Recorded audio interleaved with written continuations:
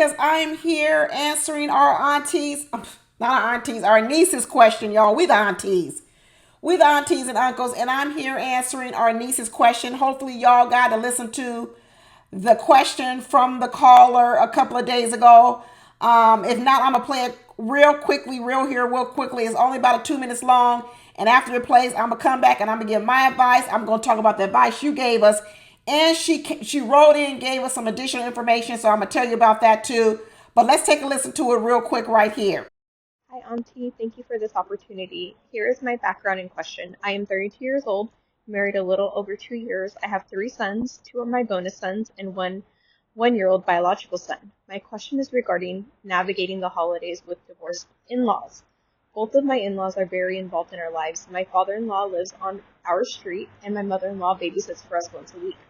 My father-in-law is a prideful Hispanic man who is very adamant in not being around my mother-in-law's husband, who took part in their divorce 20 years ago, but he is okay with being around his ex-wife. I understand his feelings towards my mother-in-law's husband. However, their children and us spouses find it difficult and unreasonable to accommodate their parents during the holidays because it ends up resulting in 2 separate days of celebration or one long day of celebration.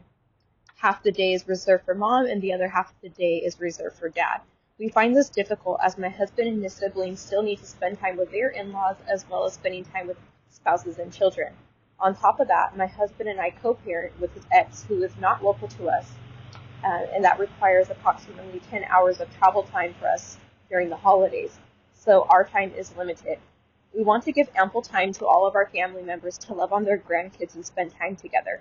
I find myself especially disappointed with my mother-in-law's husband, as he does not interact with any of us except the occasional hello. I hurt for my father-in-law as I think about how much he would enjoy his children and grandchildren versus my mother-in-law's husband, who literally ignores us, doesn't participate in conversations, and is glued to his phone. My father-in-law gets left out often or chooses not to come to holidays if he is there because the pain and disrespect he feels from that man. My husband doesn't say much to avoid hurting his parents, but they know it's hard on all of us. It is painful as both of my in-laws have shed tears to me personally about this unfortunate situation. My husband is the youngest sibling, and we have become the middle ground home for his parents. In the past, we have made it clear that all are welcome in our home, and if one chooses not to attend the said event, that is their choice. So we will be hosting Christmas this year, as it isn't feasible for his three other siblings to host at this time. We still haven't worked out the details. All of us children and spouses just want to do one Christmas celebration. My question is how to navigate the holidays and set healthy boundaries with my in-laws and parents, while still giving my husband and children the time we need together. I would love to hear your advice and my aunties and cousins' advice down in the comments. Thank you. So there you have it, y'all. There's her question. And let me tell you what she wrote in and said. Like I said, she called in and wrote some additional information. She said, where I really need advice is in the boundary area. Am I obligated to attend all these events with my husband's family and my extended family?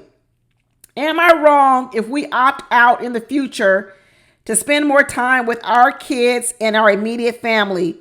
What do I say when my extended family disagrees with our possible future decision to not attend? My family is more opinionated than my husband's family.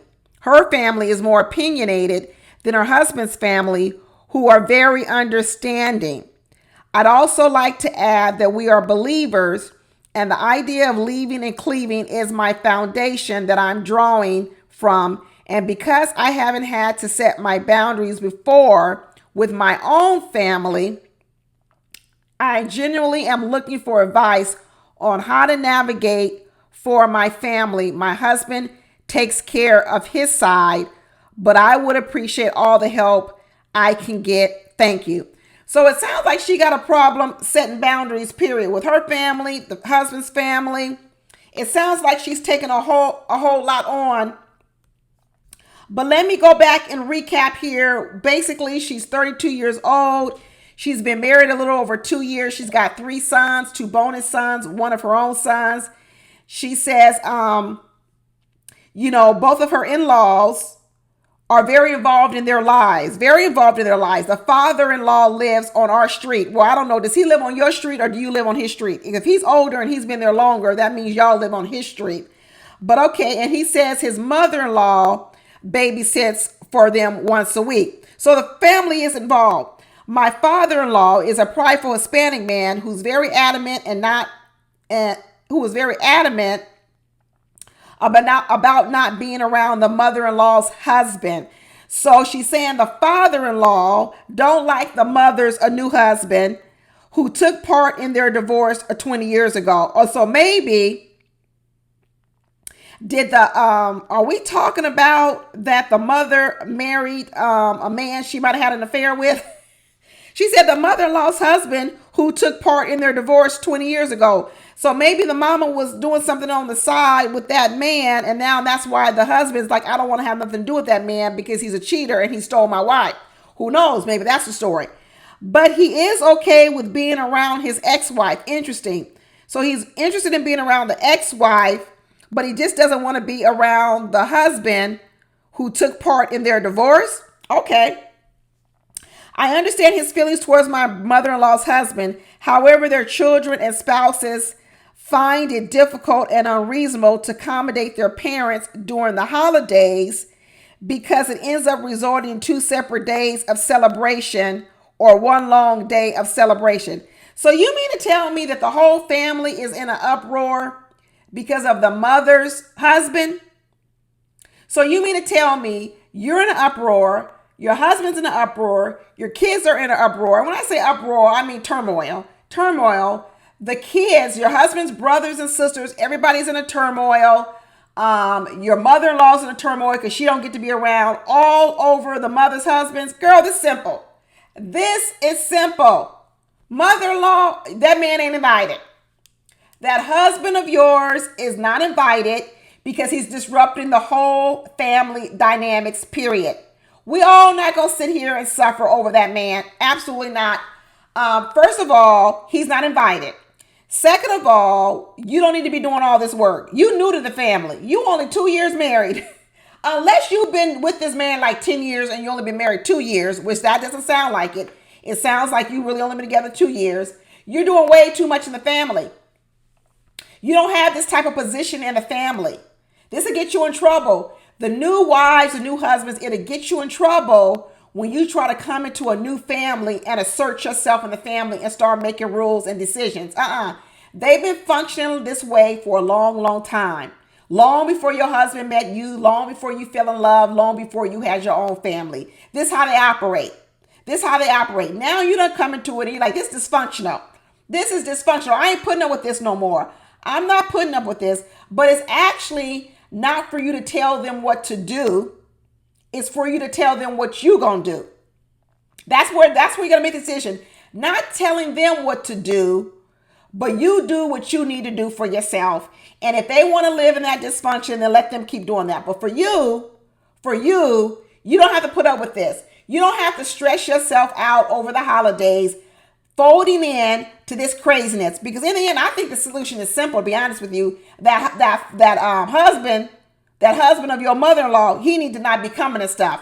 Because if he's causing this much uproar, he don't need to be invited. Then she says, she understands the feeling towards my mother-in-law's husband.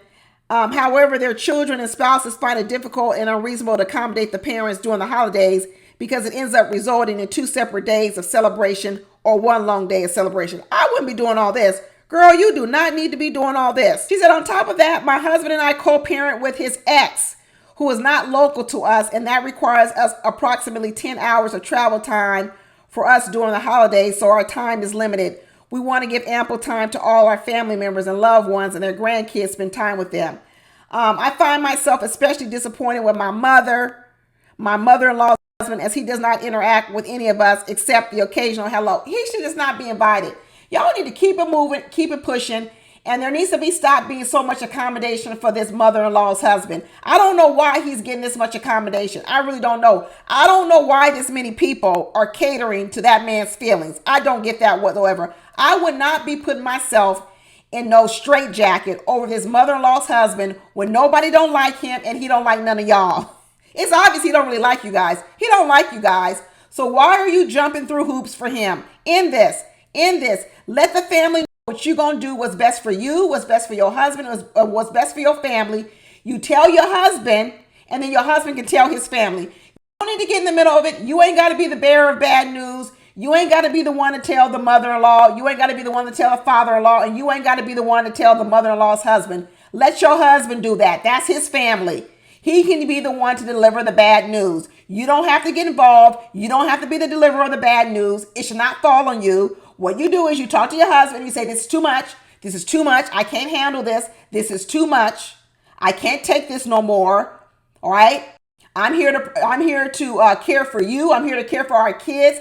I'm here to care for my bonus kids. That's what I'm going to concentrate on. I can't concentrate on caring for grown ass people like that mother-in-law's husband. No, girl, no, that is not your responsibility. His emotions, his feelings are not your responsibility. You said the father-in-law feels left out. The mother-in-law feels left out. Why the father-in-law getting left out? He the one babysitting and being around. Why the mother-in-law getting left out?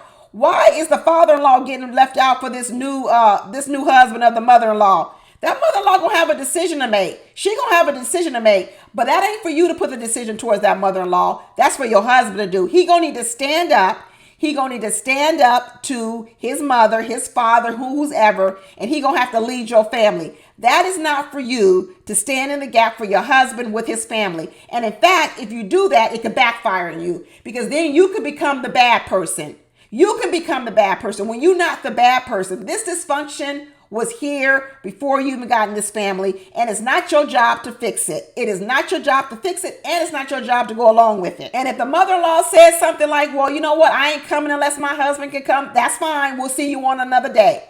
That's your personal decision, but you're always welcome. That's all y'all got to say. Listen, that's fine if you don't want to come without your husband. Then you could come on another day when everybody else won't be here, and that's the day you can bring your husband with you. But on this day, on Christmas Day, this was going to be like, we are not sacrificing the family for one man. One man. But if you don't want to come on that day because your husband's not welcome, that's okay. We can see you on Christmas Eve. We can see you on another day. Let me tell you, the holidays are long. The holidays are long. You can't see everybody on Christmas Day. Sometimes you see people a week before, you see them a week after, you see them a day after. Lots of families do this. Lots of families have created new traditions. Some people do Christmas Eve with one set of families. Then they do Christmas Day with another set of families. All this trying to do it on the same day, all this stress you got going on, girl, let this go. Let this go, and you don't have nothing to feel guilty about. Nothing. Like I said, this dysfunction with this family, all this little shenanigans going on, it's been going on since before you met your husband, and it is not your job to fix it. It is not your job to fix it. You better stay out of it. You better stay out those family dynamics, but you absolutely need to draw your own boundaries. And you need to draw boundaries not only for yourself and his family, but like you said, you got some boundaries you need to draw for your own family too. So if you already got work with your own family and boundaries that you need to draw over there, you definitely don't need to be getting in no mess with your husband's family. Let him do that. Just tell your husband what we not going to do. That's how you say what we not going to do. Now, you can do whatever else you want, but what I'm not going to do is I'm not going to be running around here with like a chicken with my head not on my neck, trying to please your mother's husband when the mother husband is disruptive to the whole family. Not at all. So let me go back to her question. She said, what I need is really advice and a boundary. Am I obligated to attend all these events with my husband's family and my extended family? No, you're not obligated to attend all those events. You're not obligated whatsoever. Am I wrong if we opt out in the future to spend more time with our kids, immediate family? Nope, you're not wrong at that as well. Nope, you're not wrong at all. Stand on that. Stand on it. What do I say when my extended family disagrees with our possible future decision to not attend? You don't say nothing. Let your husband respond. That's his family. Let him respond. If they got a problem, say talk to him. Whatever his name is, Brian. When they come up to you and say something to you, say talk to Brian. He's your son. If they got to confront you, say talk to Brian. He's your son. If it's a brother, talk to Brian. He's your brother. If it's a sister, talk to Brian. If it's the father, talk to Brian. He's the leader of the family. He's the leader of the family. Talk to Brian. You ain't got to take a bullet for your husband. You don't have to stand up to your husband's family. Let him do that. Let him do that. You're taking on way too much. You're taking on way too many responsibilities, and it's got you feeling overwhelmed. It's got you feeling overwhelmed. You got to release all this. You got to release all this. I don't know if you're a people pleaser and you feel the need to please everybody, so it's overwhelming when everybody can't be happy. But at some point in time, you also got to do what's best for you, and you got to do what's best for your children. And being around this, and a stressful mother, a stressed out mother is not good as a stressed out wife, and she's not good as a stressed out mother. So you got to release all this. You want to please everybody, but you can't please everybody. You can't please them. And in fact, no one will be pleased, because let me tell you, you'll be stressed out and you won't even enjoy the holidays. You're going to be so stressed out trying to please everybody else, you're not going to enjoy yourself. That's going to make for a worse event. What else is she asking us? She says her family is more opinionated than her husband's family, who are very understanding. Well, if they so understanding, they're going to understand the decision. If they are really understanding, then let's test that understanding. If you say they are as empathetic as you say they are, then it should be no problem. No problem whatsoever if they're so understanding. I think you need to do some work on setting your own boundaries, because it sounds like the boundaries that you're struggling with, you have them not only with his family, you have them with your family. That's what you have to get in touch with. Why do you struggle so much with boundaries? That's what you have to get better with. Because sometimes we conjure up these things in our own head. Maybe it'll be okay. Maybe you making a bigger deal out of it than it should be. Who knows? By the time your husband puts the foot down, it tells everybody what the decision y'all have made as a family, maybe it won't be as bad as you think. Maybe it's you who's having the anxiety, because you know everyone won't be happy. You can't please everybody, and you can't live your life trying to please everybody, because if you do, you never gonna be happy. You never gonna be happy, because all it takes is one person to disrupt your happiness. Even in this scenario, everybody gets along, everyone gets along except this husband of the mother. But yet you unhappy. See how one bad apple can spoil the whole cart? Your life can't be this fragile. You can't let your happiness and your peace get upset this much by one person. You got to learn to put a fence around that, so that you can still maintain your own peace, your own happiness, and let grown people worry about themselves. That father, that mother-in-law with her husband, they grown people. They can make their own decisions, but it doesn't have to be at your expense.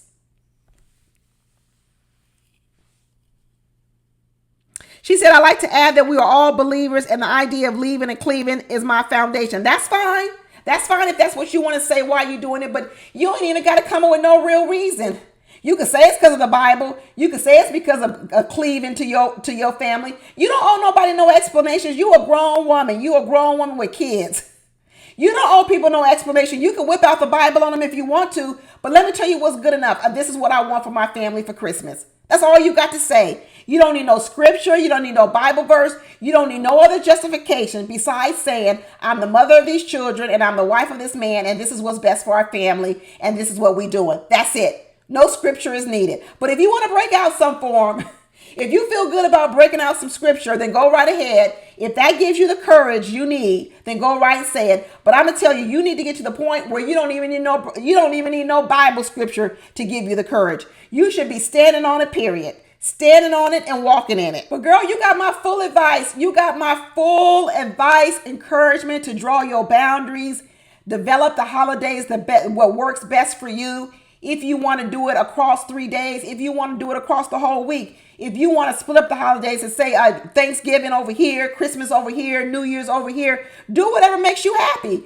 Sit down with a piece of paper with your husband, and you draw out a plan, and you say, whatever we did this year, it may be too late. I don't know if I caught you too late. If I caught you too late, you sit down and you get down a piece of paper and you say, this is the last year we doing this. This is the last year we doing this. Next year, we're not doing this. We're going to do Thanksgiving here, Christmas here, New Year's here. We're going to do Christmas Eve here. We're going to do whatever you want to do. You lay it out. You write it down on a piece of paper.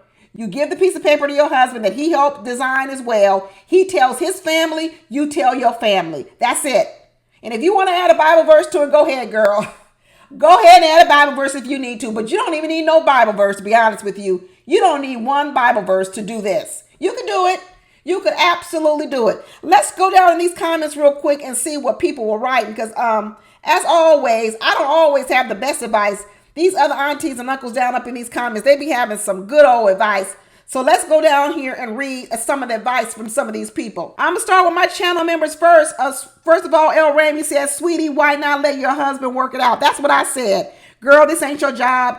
Let him go to his father and mother and see how it goes from there. I agree. You got a lot to get ready for Christmas, the kids, the food, the house, etc. You ain't never lied, Ramy. You know how much work it is to get a party together? And you think I'm going to be worrying about this mother's husband? Let hubby and his siblings handle it. Merry Christmas. I agree 100% with that. We also got Sean Unfiltered from Little Black Book in the comments. He always got some good advice. He said, holidays can be so challenging. When I was married, I had a similar situation when my ex-wife's parents couldn't be at the same event. I would recommend letting your husband navigate the conversation with his mom and have his stepdad remain at home for the greater good. Bravo, 100%. I would also recommend putting a time period on the event and let people know that you have to go to your family's home as well. So maybe you do lunch or dinner or let them know you have plans for dessert elsewhere. It's unfortunate, but sometimes you have to put a time and boundary in place to preserve the peace.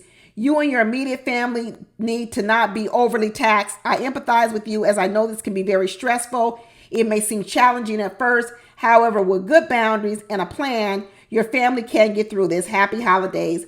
I agree. At some point in time, your health, your well-being has to trump some of these other people's. You cannot keep sacrificing yourself for others. I know it's a Christian thing to do. I know that we like to tell Christians that we're supposed to always be the ones taking the hit, taking the sacrifice, giving to people when we're not getting nothing in return. Absolutely not. You can require things from other people. It's nothing wrong with having a generous spirit. You generous, you inviting them over your house. You generous, you feeding them. You generous, you sharing your kids with them. You sharing a life with them. But you don't have to be so generous to the point where you starving and you ain't got nothing for yourself and you've given everything away that you've even had. Nope. That's not Christian-like. That's not Christian-like. Because let me tell you, you got to fill your own tank so that you have something to give. And if you keep giving everything away, you ain't going to have nothing left in your tank. And then what's going to happen? You ain't going to be no very good Christian because you're going to be mad, you're going to be resentful, and you're going to be angry. So no, save something in your tank like everybody's talking about on here. Let's go ahead and read some more comments. Galletta, what I heard was a caller doing all the work trying to accommodate everyone else except for herself. That's what I heard too. Since caller can only control herself, her side, I'd ask self, what would I love to see? What bubbles up? Caller seems to be the only flexible person in this and is getting her nothing but grief. Loving and caring seems to only take her so far. Shame on the others who seem to act as if their feelings only matter. Doesn't anyone care about the caller who is on her side? Well, you know what? I agree with that, but that means the caller has to also speak up. Because sometimes people don't care about your feelings unless you make them care. Unless you voice your own concerns. Because sometimes people think, well, you didn't say nothing, must not be no problem with it. So in one ways, we do have to ask people to not run over us, to respect our feelings, respect our boundaries. But for them to respect our boundaries, we also got to tell them what our boundaries are. So I am going to encourage the caller to go ahead and talk about her boundaries more often when it comes to not only her family, but her husband's families. Jernelle Jolie, this is such a timely question. As an adult child of parents who have both remarried separately for 25 years, I am challenged with this as well. She says she's challenged too. My mom's husband has been more than welcoming over the years, but my father's wife barely speaks to me. And yes, they have been married for more than 25 years. I would want the people who love me and my family around for the holidays. When I'm around my father's side of the family, his wife rarely shows up if I'm around. That's her choice. I really feel for you, caller. I pray you enjoy your holiday season. I think you have done your best to remain neutral and you should continue to do so. This is up to your husband and his siblings. But one thing I like about what Jernelle Jolie said is she still goes around her daddy, even though that wife of that daddy may not come around. There you go. Don't let people mess up your other relationships. And I like what that daughter said. She goes, yeah, I go around my daddy. I still do. And even though that wife don't come around, that don't stop me. Once again, she's saying, you know what? Some people can just sit over there. Just like that husband you talking about, caller, the husband of the mother-in-law, let him sit over there. Then we got Monty Mt. I've experienced similar issues with my family and divorced in-laws, as well as just being in different cities from the in-laws. It sounds like you'd like to solve all the issues, but really that's out of your control. I agree. The best thing to do is for your husband to sit down with his parents and suggest alternate holidays when there are gatherings. For example, if you spend Thanksgiving Day with dad, then you spend it with Christmas with mom. If they want to add to that, then they should host a gathering either Christmas Eve or the day after Thanksgiving. I don't think you should have to stress trying to have multiple events each holiday. Another thought is to tell your mother-in-law to come over without hubby, since he doesn't seem connected anyway. Good advice. I like that. VKK 45428. Everyone advising that your husband steps up is correct. I don't think the in-laws would appreciate advice from an outsider. That's what I agree. Girl, don't let it come out your mouth. Let your husband do it. So their adult kids need to have an adult conversation with their parents. In fact, I would give my husband an ultimatum that if the three in-laws can't resolve their issues, they can have alternate holidays. A very common solution amongst divorced couples. It is very common, and lots of people split holidays. It really is. Deon Jones says, it may be best for you to just continue doing one gathering. You already stated that you and your husband let it be known that all are welcome in your house, and your father-in-law chooses not to show up if the mother-in-law's husband shows up. As someone who has tried to step in and help in-laws work out family drama, your best bet is to stay out of it. 100%. Girl, do not insert yourself. Let your husband and his siblings handle it. I know you feel bad, but your husband and his siblings will need to come together and speak to their parents. More so, the father-in-law, to get him to come around. He has to realize that he needs to love his kids and grandkids more than he hates the mother-in-law's husband. He doesn't have to be friends with the guy. Just do exactly what he is doing. Say hi and move on. It sounds like the mother-in-law's husband knows you all aren't feeling him, hence why he keeps his conversations to a minimum and disappears in the back so he does not offend anyone. But it is exactly bringing more drama than he realizes, especially if the siblings or anyone is going back to the father-in-law telling him how the mother-in-law husband has been acting. But tell your husband how you would handle it, then let him and the siblings go from there. I will wash my hands of the whole thing and stay in my in-law place so you aren't stressed out about something you can't control. Deon Jones, she bringing up some other little stuff. She coming at it with a whole different angle on some other stuff about maybe the withdrawals because he know he's not liked. But I thought he wasn't liked because he was cheating on her with the mama. Unless I read it wrong. I thought it said that the father, the husband of the mother, had something going on and he was part of the divorce. Maybe that's why don't nobody like him. But we'll see. We'll see. Did I miss anybody's comments? Let me check real quick. Love Me 567 said, decide what's most important. Ask your children. Diane Adams says, a good morning. This caller's problem seems complex, but it is simple to me. Mother-in-law's husband needs to stay home since he does not interact and was part of the breakup. That's what I'm saying, Diane Adams.